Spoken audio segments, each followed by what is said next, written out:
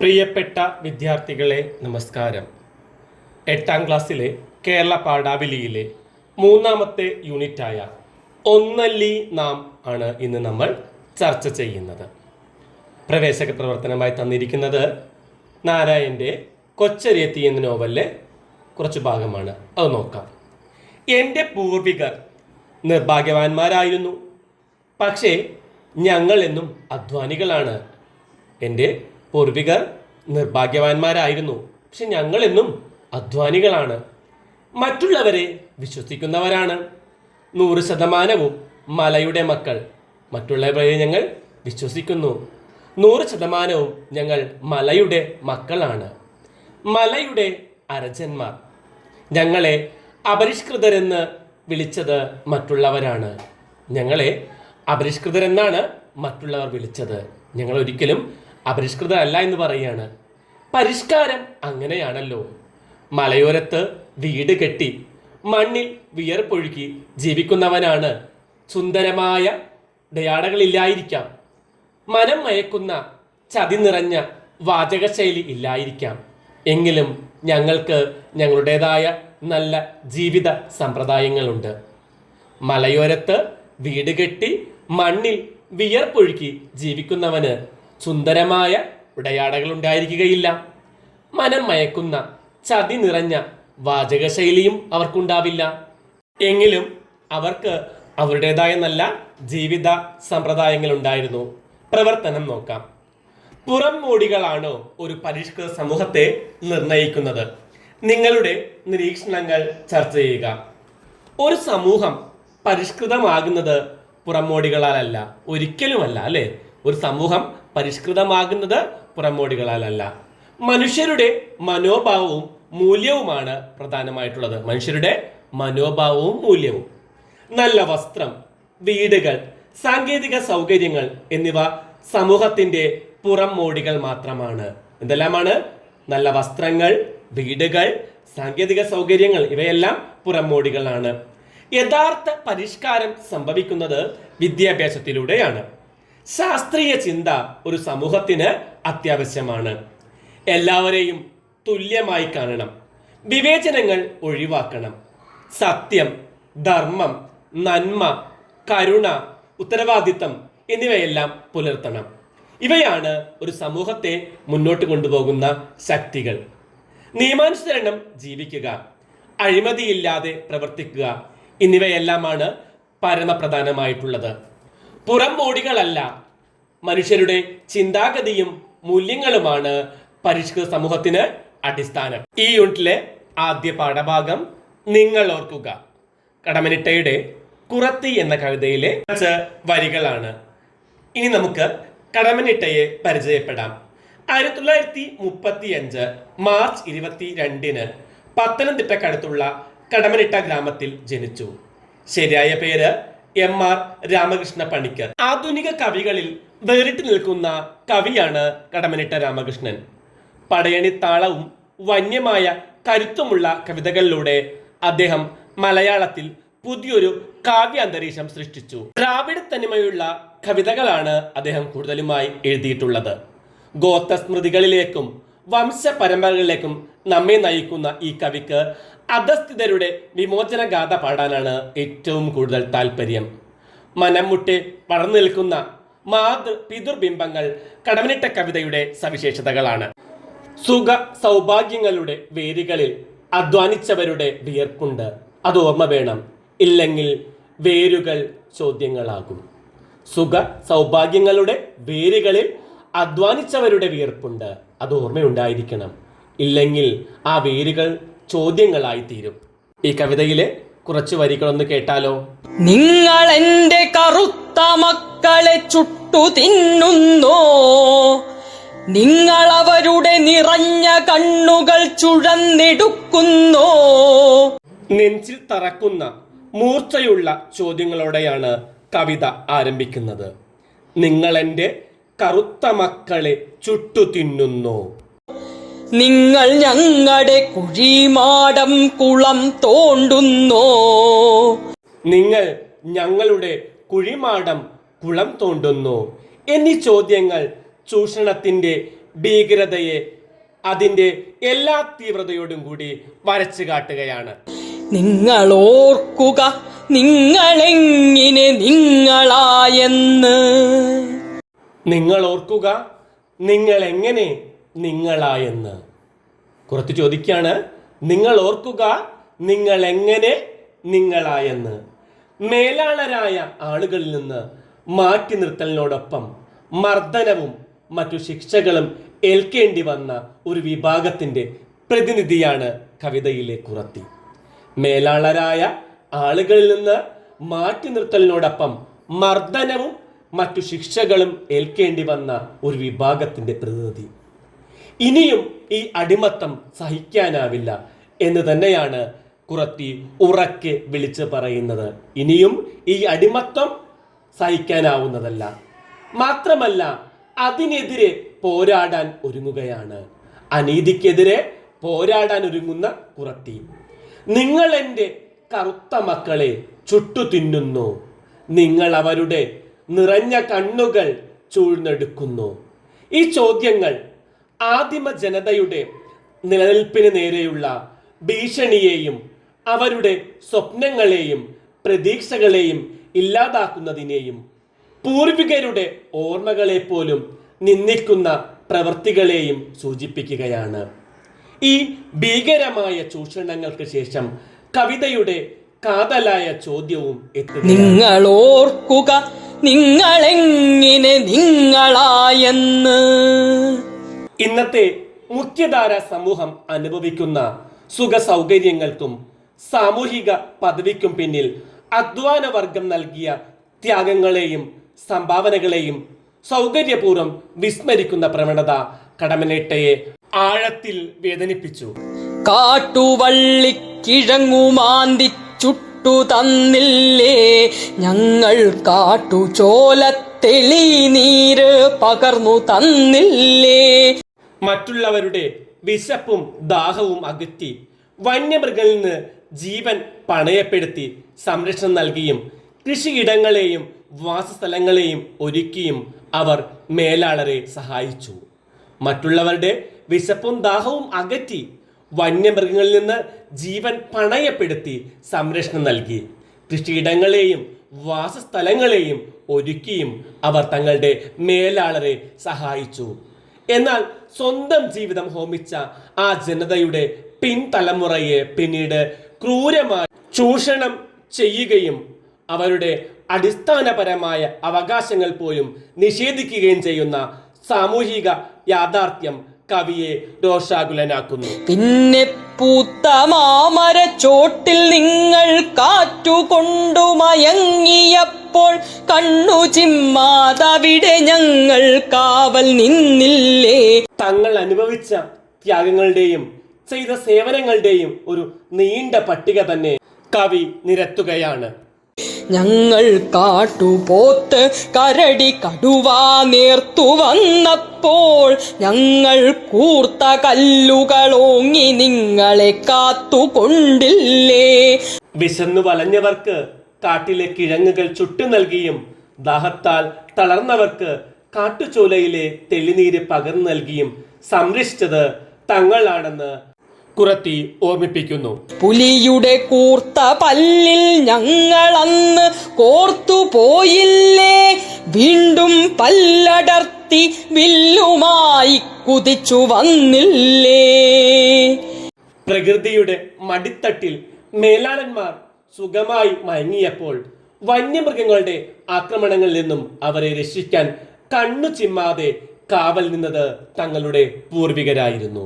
കുറത്തി പറയുകയാണ്, പ്രകൃതിയുടെ മടിത്തട്ടിൽ മേലാളന്മാർ സുഖമായി മയങ്ങിയപ്പോൾ വന്യമൃഗങ്ങളുടെ ആക്രമണങ്ങളിൽ നിന്നും അവരെ രക്ഷിക്കാൻ കണ്ണ് ചിമ്മാതെ കാവൽ നിന്നത് തങ്ങളുടെ പൂർവികന്മാരായിരുന്നു.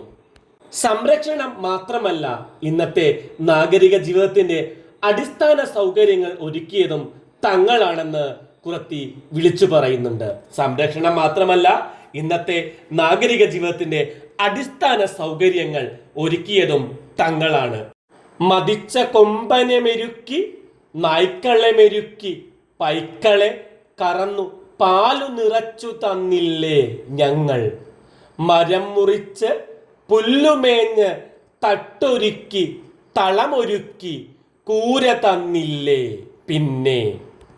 മദം പൊട്ടിയ കൊമ്പനെ മെരുക്കിയും പശുക്കളെ കറന്ന് പാൽ നൽകിയും താമസിക്കാൻ മരം മുറിച്ച് പുല്ലുമേഞ്ഞ് കൂരകൾ കെട്ടി നൽകിയും അവർക്ക് വേണ്ടി ജീവിച്ച് കൃഷിഭൂമിയൊരുക്കി വിത്തു വിതച്ച് 100 മേനി വിളയിച്ച് അവരുടെ പട്ടിണി മാറ്റി.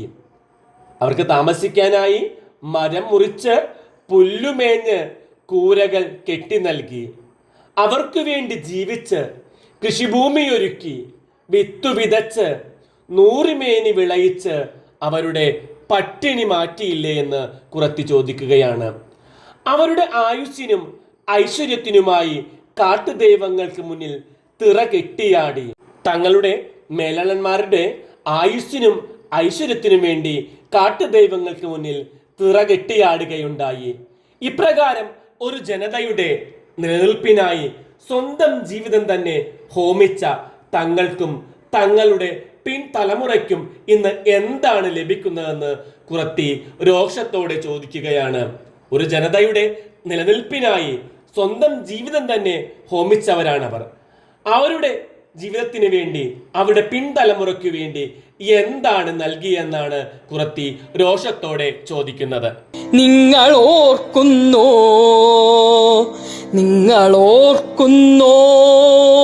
ഇന്നത്തെ അവരുടെ സാമൂഹികവും സാമ്പത്തികവുമായ ഔന്നത്യത്തിന് പിന്നിൽ ആദിമ ഗോത്രവർഗം നൽകിയ ത്യാഗങ്ങളെയും സംഭാവനകളെയും നിങ്ങൾ മറന്നുപോയോ?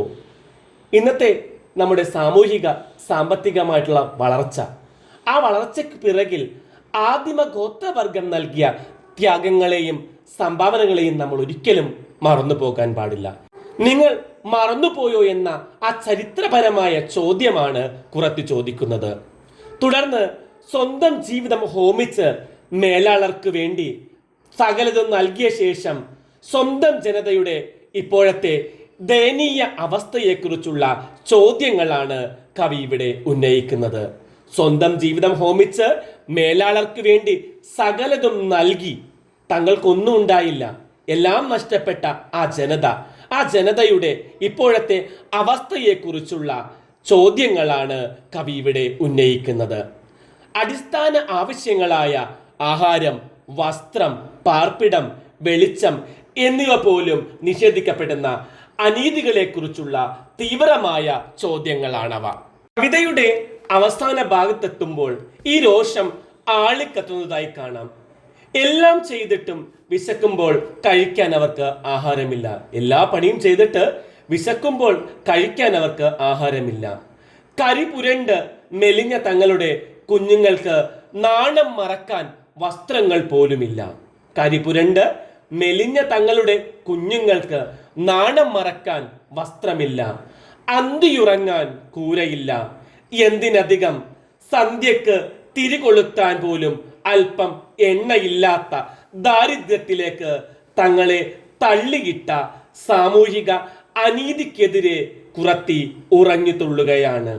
സന്ധ്യക്ക് തിരികൊളുത്താൻ പോലും അല്പം എണ്ണയില്ലാത്ത ദാരിദ്ര്യത്തിലേക്ക് തങ്ങളെ തള്ളിയിട്ട സാമൂഹിക അനീതിക്കെതിരെ കുറത്തി ഉറഞ്ഞു തുള്ളുന്നു. ഇതൊരു വെറുമൊരു കവിതയല്ല, മറന്നുപോയ ചരിത്രത്തെക്കുറിച്ചുള്ള ഓർമ്മപ്പെടുത്തലും നന്ദികേടിനെതിരെയുള്ള താക്കീതുമാണ് കുറത്തി എന്ന കവിത. വെറുമൊരു കവിതയല്ലിത്, മറന്നുപോയ ചരിത്രത്തെക്കുറിച്ചുള്ള ഓർമ്മപ്പെടുത്തലാണ് ഈ കവിത. നന്ദികേടിനെതിരെയുള്ള താക്കീതാണ് ഈ കവിത. താളനിബദ്ധമായ നാടൻ ശീലികളുടെ കരുത്തുള്ള ഭാഷയും ശക്തമായ ബിംബങ്ങളും ഈ കവിതയെ എക്കാലത്തെയും മികച്ചൊരു രാഷ്ട്രീയ കവിതയാക്കി മാറ്റുന്നുണ്ട്. താളനിബദ്ധമായ നാടൻ ശീലുകൾ ഈ കവിതയിൽ കാണാം. കരുത്തുള്ള ഭാഷയാണ്, ശക്തമായ ബിംബങ്ങൾ ഈ കവിതയിൽ ഉപയോഗിച്ചിരിക്കുന്നു. ഇതെല്ലാം ഈ കവിതയെ എക്കാലത്തെയും മികച്ചൊരു രാഷ്ട്രീയ കവിതയാക്കി മാറ്റുന്നു. അടുത്ത പാഠഭാഗം വെളിയെ എന്ന ഒരു ഇരുള ഗോത്ര കവിതയാണ്. പി ശിവലിംഗനാണ് ഈ കവിത എഴുതിയത്. ഇരുള ഗോത്ര സമൂഹത്തിന്റെ ജീവിതത്തിലെ ഓരോ നിർണായക ഘട്ടത്തിലും അവർ എങ്ങനെയാണ് പുറത്തു നിർത്തപ്പെടുന്നത് എന്നത് ഹൃദയസ്പർശിയായി ഈ കവിതയിൽ വരച്ചു കാട്ടുന്നു. ഇതൊരു ഇരുള ഗോത്ര സമൂഹത്തിലെ കവിതയാണ്. ഈ കവിതയിൽ ജീവിതത്തിലെ ഓരോ നിർണായക കാലഘട്ടത്തിലും അവർ എങ്ങനെയാണ് പുറത്തു നിർത്തപ്പെടുന്നത് എന്നത് ഹൃദയസ്പർശിയായി ഈ കവിതയിൽ വരച്ചു കാട്ടുന്നു. കവിത തുടങ്ങുന്നത് വെടിയാലെ എന്താ വെളിയേ നാം വളന്തേമ് വെളിയേ, അതിരാവിലെ എണീറ്റ് പുറത്തേക്ക് ഞങ്ങൾ ജീവിച്ചത് പുറത്ത്. ഇതിന്റെ മലയാള അർത്ഥം ഇങ്ങനെയാണ്: അതിരാവിലെ എണീറ്റ് പുറത്തേക്ക് ഞങ്ങൾ ജീവിച്ചത് പുറത്ത്, അമ്മ പ്രസവിച്ചെടുത്തു പുറത്തേക്ക്, കുട്ടി ജനിച്ചത് പുറത്തേക്ക്, കുട്ടി പ്രായപൂർത്തിയായാൽ പുറത്തേക്ക്, മാസത്തിൽ 3 ദിവസം പുറത്തേക്ക്, കുട്ടി കല്യാണം കഴിച്ചു പുറത്തേക്ക്, കുട്ടിക്ക് കുട്ടി ജനിച്ചാൽ പുറത്തേക്ക്, മരണമായാൽ പുറത്തേക്ക്, മരണത്തിന് അടിയന്തര ചടങ്ങ് പുറത്ത്, ഞങ്ങൾ ജീവിക്കുന്നത് കാട്ടിൽ, വെളിയിലുള്ളവർ വന്നു കാട്ടിലേക്ക്, പിന്നെയും ഞങ്ങൾ പുറത്ത്, ഇനി എപ്പോഴാണ് ഞങ്ങൾ ഉള്ളിൽ, വന്ദേവാസി വന്ദേ കാട്കെ, പിനമ് നാം വെളിയെ, ഇനി നാം എപ്പ ഉള്ളേ. ജനനം മുതൽ മരണം വരെയുള്ള ജീവിതത്തിലെ സുപ്രധാനമായ നിമിഷങ്ങളിലും അവർ മുഖ്യധാരയിൽ നിന്ന് പുറത്താണ്. ജനനം മുതൽ മരണം വരെയുള്ള ജീവിതത്തിലെ ഏത് സന്ദർഭങ്ങളിലും അവർ മുഖ്യധാരയിൽ നിന്ന് പുറത്താണ്. കാടാണ് അവരുടെ വീടും ലോകവും. സ്വന്തം ഭൂമികയായ കാട്ടിലേക്ക് പുറമേ നിന്നുള്ളവർ കടന്നു വന്നപ്പോഴും ആ കാടിൻ്റെ യഥാർത്ഥ അവകാശികളായ ഗോത്ര സമൂഹം വീണ്ടും പുറത്താവുകയാണ്. അവരുടെ എല്ലാമാണ് കാട്. പക്ഷേ ആ കാട്ടിൽ നിന്നും അവരെ പുറത്താക്കുകയാണ്. കാട് അവരുടെ വീടാണ്. സ്വന്തം ഭൂമികയായ കാട്ടിലേക്ക് പുറമേ നിന്നുള്ളവർ കടന്നു വന്നപ്പോഴും കാടിൻ്റെ യഥാർത്ഥ അവകാശികളായ ഗോത്ര സമൂഹം വീണ്ടും പുറത്താക്കപ്പെടുകയാണ്. ഇത് അവരുടെ ഭൂമിയും സ്വത്വവും നഷ്ടപ്പെടുന്നതിൻ്റെ വേദന വ്യക്തമാക്കുകയാണ്. ഇനി നാം എപ്പ ഉള്ളേ, ഇനി എപ്പോഴാണ് ഞങ്ങൾ ഉള്ളിൽ, ഇനി നാം എപ്പ ഉള്ളേ, ഇനി എപ്പോഴാണ് ഞങ്ങൾ ഉള്ളിൽ എന്ന അവസാനത്തെ ചോദ്യം വളരെ ശക്തമായതാണ്. തങ്ങളുടെ ജീവിതത്തിൻ്റെ ഒരു ഘട്ടത്തിലും ഉള്ളിലായി പരിഗണിക്കപ്പെടാതെ ഒരു ജനതയുടെ ദുഃഖവും നിസ്സഹായതയുമാണ് ഈ ചോദ്യത്തിൽ കവി ഉയർത്തുന്നത്. തങ്ങളുടെ ജീവിതത്തിന്റെ ഒരു ഘട്ടത്തിലും ഉള്ളിലായിരുന്നില്ല, എല്ലാ സമയത്തും പുറത്തായിരുന്നു. ഒരു ജനതയുടെ ദുഃഖവും നിസ്സഹായതയുമാണ് കവി ഇവിടെ ഉയർത്തുന്നത്. ഇരുള ഭാഷയിൽ വെളിയ എന്ന വാക്ക് പല അർത്ഥങ്ങളെ ഉൾക്കൊള്ളുന്നുണ്ട്. പുറത്ത്, പുറത്തേക്ക് എന്നിങ്ങനെ സന്ദർഭത്തിനനുസരിച്ച് മലയാളത്തിൽ വാക്കുകൾ മാറുന്നുണ്ട്. ഗോത്ര ഭാഷയിലെ വാക്കുകൾക്ക് തനതായ ഒരു ഈണവും താളവുമെല്ലാം ഉണ്ട്. പെഞ്ഞെടുത്ത്, പറന്തത്, വയസ്കവന്ത് തുടങ്ങിയ പദങ്ങൾ മലയാളത്തിലേക്ക് എത്തുമ്പോൾ പ്രസവിച്ചെടുത്തു, ജനിച്ചത്, പ്രായപൂർത്തിയായാൽ, ജനിച്ചാൽ എന്നിങ്ങനെയൊക്കെ സമാന പദങ്ങളായി മാറുന്നു. കേരളത്തിൽ മലയാള ഭാഷ മാത്രമല്ല, ഒട്ടനവധി ഗോത്രഭാഷകളുമുണ്ട്. അവയിൽ ഒന്നാണ് ഇരുള ഭാഷ. പാലക്കാട് ജില്ലയിലെ അട്ടപ്പാടി താലൂക്കിലാണ് ഇരുളർ കൂടുതലായി താമസിക്കുന്നത്. ഇരുളരുടെ ഭാഷയും സംസ്കാരവും തനത് സ്വഭാവം പുലർത്തുന്ന ഒന്നാണ്. സാമൂഹികവും സാംസ്കാരികവും ഇന്നലെ വരെയും പൊതു ഇടങ്ങളിൽ മറഞ്ഞു കിടന്നിരുന്ന സമൂഹത്തിൻ്റെ സാമൂഹിക മാനങ്ങളെ ചേർത്ത് പിടിച്ചുകൊണ്ട് പൊതുപ്രശ്നങ്ങളെക്കുറിച്ച് പ്രതിപാദിക്കുന്ന ഒരു കവിതയാണ് വെളിയെ എന്നത്. ഇന്നലെ വരെയും പൊതു ഇടങ്ങളിൽ മറഞ്ഞു കിടന്നിരുന്ന സമൂഹത്തിൻ്റെ സാമൂഹിക മാനങ്ങളെ ചേർത്ത് പിടിച്ചുകൊണ്ട് പൊതുപ്രശ്നങ്ങളെക്കുറിച്ചാണ് ഈ കവിത സംസാരിക്കുന്നത്. ജനനം മുതൽ മരണം വരെയുള്ള കാലയളവിൽ ഒരു വ്യക്തി പുറത്താക്കപ്പെടുന്നു. ജീവിതത്തിൽ ഏതെല്ലാം രീതിയിൽ ആ വ്യക്തി പുറത്താക്കപ്പെടുന്നു എന്ന് ഈ കവിതയിലൂടെ വ്യക്തമാക്കുകയാണ്. ഒരു വ്യക്തി ജനനം മുതൽ മരണം വരെ പല സാഹചര്യങ്ങളിലൂടെയും അവസ്ഥകളിലൂടെയും ഉയർച്ച താഴ്ചകളിലൂടെയും കടന്നു പോകേണ്ടി വരുന്നതായി കാണാം. അത്തരം സന്ദർഭങ്ങളിലെല്ലാം ചിലർക്ക് പുറത്തു നിൽക്കേണ്ടി വരുന്നതായും കാണാം. ചിലരാകട്ടെ വിജയം നേടിയതുപോലെ അകത്തേക്ക് നടന്നു കയറുന്നതും കാണാം. അങ്ങനെ പല രീതിയിൽ പുറത്താക്കപ്പെടുന്ന ഓരോ വ്യക്തികളെയുമാണ് ഈ കവിത അഭിസംബോധന ചെയ്യുന്നത്. ജനിച്ച സ്ഥലം കൊണ്ട് പുറത്തായവർ, വംശത്തിൻ്റെ പേരിൽ പുറത്തായവർ, ഭാഷയുടെ പേരിൽ പുറത്തായവർ, ജാതിയുടെ പേരിൽ പുറത്തായവർ, ശരീരത്തിൻ്റെ പേരിൽ പുറത്താക്കപ്പെട്ടവർ തുടങ്ങി ലിംഗഭേദങ്ങളിലടക്കം ഓരോ നിമിഷവും പുറത്താക്കലിൻ്റെ വരിയിൽ എത്രയോ പേർ ആ നിരയിലും വരിയിലുമായി നിൽക്കുന്നു. വംശത്തിൻ്റെ പേരിൽ, ഭാഷയുടെ പേരിൽ, ജാതിയുടെ പേരിൽ, ലിംഗത്തിൻ്റെ പേരിൽ പലരും പുറത്താക്കപ്പെടുകയാണ്. ലിംഗഭേദങ്ങളിലെ സ്ത്രീ പുരുഷ സമത്വം നിലകൊള്ളുന്നത് എങ്ങനെയാണെന്നും അവയിലെ ഇരട്ടത്താപ്പ് അടയാളപ്പെടുത്തുന്നതിന് വേണ്ടി സ്ത്രീകൾ എങ്ങനെയൊക്കെയാണ് ജനനം മുതൽ മരണം വരെ കാലയളവിൽ ഓരോ നിമിഷവും പുറത്താക്കലിന് വിധേയമായി മാറുന്നതെന്നും കവിതയിലൂടെ വ്യക്തമാകുന്നുണ്ട്.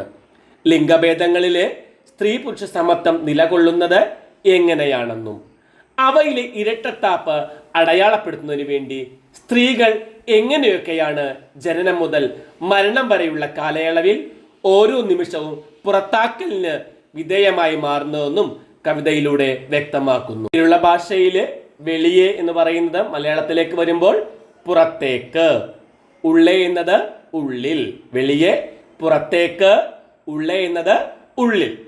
ഇന്നത്തെ ക്ലാസ് നമുക്ക് ഇവിടെ അവസാനിപ്പിക്കാം. മറ്റൊരു ക്ലാസ്സുമായി കാണും വരെ എല്ലാവർക്കും നന്ദി, നമസ്കാരം. ക്ലാസ് ഇഷ്ടമായെങ്കിൽ ലൈക്കും ഷെയറും കമൻറ്റും എല്ലാം പ്രതീക്ഷിക്കുന്നു.